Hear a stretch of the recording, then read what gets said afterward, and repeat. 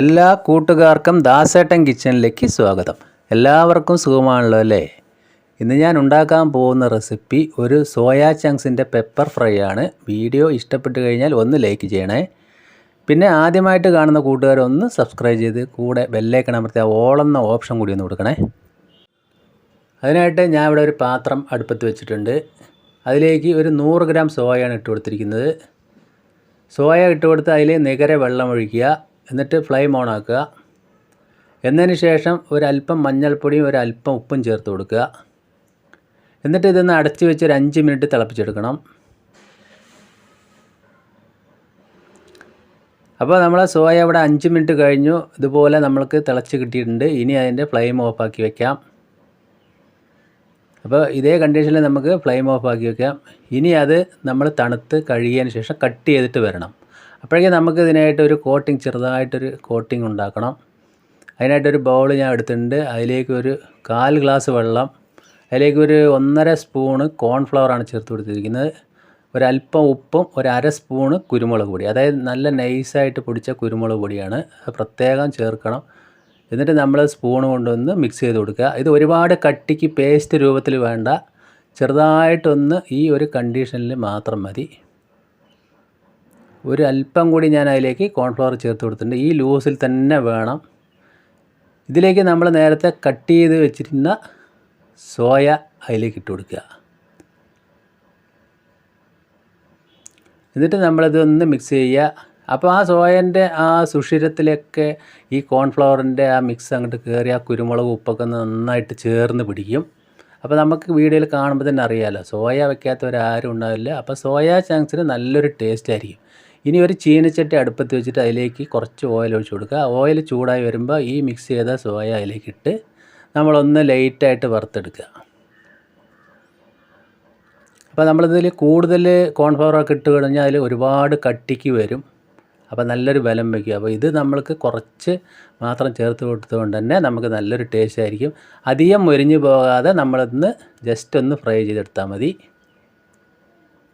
അപ്പോൾ ഇതേപോലെ ചെയ്തെടുക്കുക. ഇതുപോലെ ചെയ്യാത്തവർ എന്തായാലും ഒന്ന് ചെയ്ത് നോക്കണേ, നല്ലൊരു ടേസ്റ്റ് ആയിരിക്കും. ഇനി നമ്മൾക്ക് രണ്ടാമതും കൂടി നമുക്ക് ഒന്ന് പൊരിച്ചെടുക്കണം. ഇപ്പോൾ നമ്മൾ അധികം ഒരുപാട് വലിയ ചൂടിലൊന്നും അല്ലാതെ ഒരു മീഡിയം സൈസ് ചൂടിൽ തന്നെ നമ്മൾ ഇതേപോലെ ഒന്ന് ഫ്രൈ ചെയ്തെടുത്താൽ മതി. അപ്പോൾ ബാക്കി എല്ലാ സോയ ചങ്ക്സും ഞാൻ ഇതുപോലെ ഫ്രൈ ചെയ്തെടുത്തിട്ടുണ്ട്. അപ്പോൾ അടിപൊളിയായിട്ട് അതുപോലെ വന്നിട്ട് ഈ ഒരു പരുവത്തിലാണ് അതിരിക്കേണ്ടത്, ഈ ഒരു പരുവത്തിൽ. ഇനി നമ്മളൊരു പാത്രം അടുപ്പത്ത് വയ്ക്കുക. അതിലേക്ക് 2-3 സ്പൂൺ ഓയിൽ ഒഴിച്ച് കൊടുക്കുക. ഓയിലൊന്ന് ചൂടായി വരുന്ന സമയത്ത് 2 മീഡിയം സൈസ് സവോള പൊടിയായി അരിഞ്ഞ് ചേർത്ത് കൊടുക്കുക. ഇപ്പോൾ തീ ലോ ടു മീഡിയം ഫ്ലെയിമിലിടുക. ഇനി അതിലേക്ക് ഒരു വലിയ കഷ്ണം ഇഞ്ചി പൊടിയായി അരിഞ്ഞതും ഒരു 8-10 ഗാർലിക്ക് പൊടിയായി അരിഞ്ഞതും കൂടി ചേർത്ത് കൊടുക്കുക. എന്നിട്ട് അതൊന്ന് നല്ലതുപോലെ മിക്സ് ചെയ്യുക. ഇനി അതിലേക്ക് ഒരു 8 പച്ചമുളക് ഞാൻ ഇതുപോലെ കീറിയത് ചേർത്ത് കൊടുക്കുന്നുണ്ട്. ഇതിലേക്ക് നമ്മൾ മുളക് പൊടി ചേർക്കുന്നില്ല, എരിവിന് പച്ചമുളകും കുരുമുളകുമാണ്. ഇനി ആ മസാലയ്ക്ക് ആവശ്യത്തിനുള്ള ഉപ്പ് മാത്രം നമ്മൾ ചേർത്ത് കൊടുത്താൽ മതി. നേരത്തെ സോയ പുഴുങ്ങുന്ന സമയത്തും മസാല കൂട്ടുന്ന സമയത്തും നമ്മൾ അല്പം ഉപ്പ് ചേർത്ത് കൊടുത്തിട്ടുണ്ട്. അപ്പോൾ ഇനി ഈ ഉപ്പ് മാത്രം മതിയാവും. ഇനി അതിലേക്ക് ഒരു 2 മീഡിയം സൈസ് തക്കാളി അതുകൂടി ഇതേ വലിപ്പത്തിൽ അരിഞ്ഞ് ചേർത്ത് കൊടുക്കണം. എന്നിട്ട് നല്ലതുപോലെ ഒന്ന് മിക്സ് ചെയ്യുക. ഒരുപാട് അങ്ങോട്ട് ഇത് നമ്മൾ വഴന്ന് ഇതായി വരേണ്ട ആവശ്യമൊന്നുമില്ല. ഒരുവിധം നല്ലതുപോലെ ഒന്ന് തക്കാളിയും സവോളയൊക്കെ ഒന്ന് വഴന്ന് വരുന്ന സമയത്ത് അതിലേക്ക് ഒരു 3/4 സ്പൂൺ മല്ലിപ്പൊടി ചേർത്ത് കൊടുക്കുക. പിന്നെ ഒരു 1/2 സ്പൂൺ ഗരം മസാല, ഒരു 1/4 സ്പൂൺ മഞ്ഞൾപ്പൊടി. എന്നിട്ട് നല്ലതുപോലെ ഒന്ന് മിക്സ് ചെയ്യുക.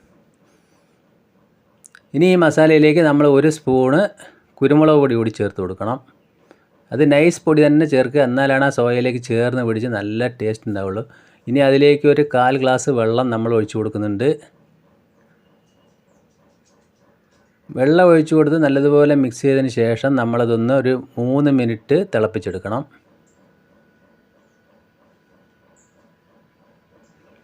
അപ്പോൾ നമ്മൾക്കതൊന്ന് മൂടി വെച്ച് തിളപ്പിച്ചെടുക്കാം. ആ മസാലയൊക്കെ ചേർന്ന് പിടിക്കട്ടെ. ഈ സമയം ഞാൻ ഉപ്പൊക്കെ നോക്കുന്നുണ്ട്, കറക്റ്റായിട്ട് വന്നിട്ടുണ്ട്. അപ്പോൾ ഒരു 3 മിനിറ്റ് കഴിഞ്ഞു. നമ്മളെ മസാലയെല്ലാം ശരിക്കും നല്ലതുപോലെ ഒന്ന് ചേർന്ന് വന്ന ഈ സമയത്ത് നമ്മൾക്ക് നേരത്തെ ഫ്രൈ ചെയ്ത് വെച്ച സോയ ചങ്ക്സ് അതിലേക്ക് ഇട്ട് കൊടുക്കാം. സോയാ ചങ്ക്സ് ഇട്ടതിന് ശേഷം ഒന്നുകൂടി നല്ലതുപോലെ മിക്സ് ചെയ്യുക. ആ മസാലയൊക്കെ ഒന്ന് ചേർന്ന് നിൽക്കാനായിട്ടാണ് ഒന്നുകൂടി നല്ലതുപോലെ ഒന്ന് മിക്സ് ചെയ്തതിന് ശേഷം ഒരല്പം 1 സ്പൂണ് വെള്ളം ഞാൻ അതിലേക്ക് ചേർത്ത് കൊടുക്കുന്നുണ്ട്. എന്നിട്ട് ഒരു 3 മിനിറ്റ് കൂടി നമ്മളിത് ലോ ഫ്ലെയിമിലിട്ട് ഒന്ന് അടച്ച് വയ്ക്കണം. അപ്പോഴാണ് അതിൻ്റെ മസാല എല്ലാം അതിലേക്ക് ഒന്നുകൂടി ചേർന്ന് സെറ്റാവുള്ളൂ. നേരത്തെ കുരുമുളകും എല്ലാം ഇട്ട് വറുത്തത് കൊണ്ട് തന്നെ സോയക്കൊക്കെ നല്ല എരിവും ഉപ്പെല്ലാം നല്ല ചേർന്നിട്ട് നല്ല ടേസ്റ്റ് ആയിരിക്കും. ഇപ്പോൾ ഒരു 3 മിനിറ്റ് കൂടി കഴിഞ്ഞിട്ടുണ്ട്.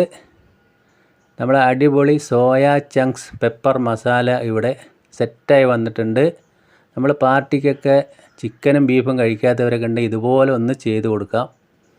ഇനി ഞാൻ അതിലേക്ക് ഒരു 2 തണ്ട് കരിവേപ്പില ചേർത്ത് കൊടുക്കുന്നുണ്ട്. കരിവേപ്പില ചേർത്ത് നല്ലതുപോലെ ഒന്ന് മിക്സ് ചെയ്യുക. എന്നിട്ട് ഇനി ഞാൻ അതിലേക്ക് ഫൈനലായിട്ട് കുറച്ച് മല്ലിയില കൂടി ചേർത്ത് കൊടുക്കുന്നുണ്ട്. അപ്പോൾ നമ്മൾക്ക് അതിൻ്റെ ഉപ്പും എരിവെല്ലാം കറക്റ്റായിട്ട് വന്നിട്ടുണ്ട്. മല്ലിയില കൂടി ചേർത്ത് നമ്മൾക്ക് ഒന്ന് ഇളക്കിയതിന് ശേഷം അതിൻ്റെ ഫ്ലെയിം ഓഫാക്കാം. അപ്പോൾ നമ്മുടെ അടിപൊളി സോയാ ചങ്ക്സ് പെപ്പർ മസാല ഇവിടെ റെഡിയായി വന്നിട്ടുണ്ട്. അപ്പോൾ എന്തായാലും നിങ്ങൾക്ക് ഈ റെസിപ്പി ഇഷ്ടപ്പെടും. ഞാനത് വേറെ പാത്രത്തിലേക്ക് പകർത്തി കാണിച്ചു തരാം. അപ്പോൾ വീഡിയോ ഇഷ്ടപ്പെട്ട് കഴിഞ്ഞാൽ ഒന്ന് ലൈക്ക് ചെയ്യണേ. പിന്നെ ഫ്രണ്ട്സിനും ഫാമിലിക്കും ഒന്ന് ഷെയർ ചെയ്ത് എന്നെ ഒന്ന് സപ്പോർട്ട് ചെയ്യണേ. അപ്പോൾ എന്തായാലും നിങ്ങളിനി സോയ കിട്ടുമ്പോൾ ഇതുപോലെ ഒന്ന് ചെയ്ത് നോക്കുക. ഞാനിപ്പോൾ ഇന്നത് ദോശയുടെ കൂടെയാണ് കഴിക്കുന്നത്. ചപ്പാത്തി പൊറോട്ട എന്തിൻ്റെ കൂടെയും കഴിക്കാം. കറിൻ്റെ ഒന്നും ആവശ്യമേ ഇല്ല. വീണ്ടും നമുക്ക് നല്ല വീഡിയോ ആയിട്ട് കാണാം. Thank you.